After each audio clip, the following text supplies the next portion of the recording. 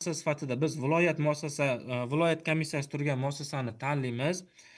Bundan tashqari, demak, qo'shimcha yana qanaqadir tashxislarimiz bo'lsa, o'sha tuman torsoqi mutaxassisi yana qo'shishlari mumkin bo'ladi. Chiqaruv epikrizlariga ham o'zgartirishlar kirgizsak bo'ladi. O'zimizni ko'riklarimizni ham qo'shsak bo'ladi bu yoqda.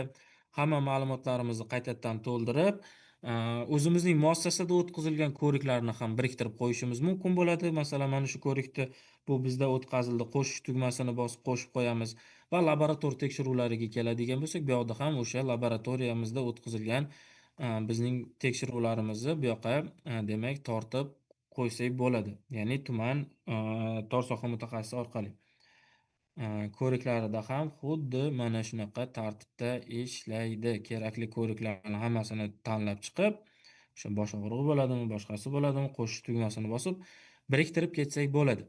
Va shundan so'nggina saqlash knopkasini bosadigan bo'lsak, viloyat komissiyasiga yuborishni tasdiqlaysizmi? Komissiya yo'llanmani ko'rib chiqayotgan vaqtida uni tahrirlash imkonsiz ekanligini, ya'ni to bizga qayta ko'rib chiqib qayta tuzatish uchun yubormaguncha biz yo'llanmani o'zgartira olmaymiz. Ha, yo'naltirish tugmasini bosish orqali, demak, biz viloyat komissiyasiga yuboramiz bizning yo'llanmamizni.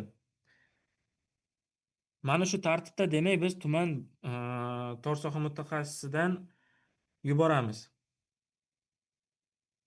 Savollar bormi?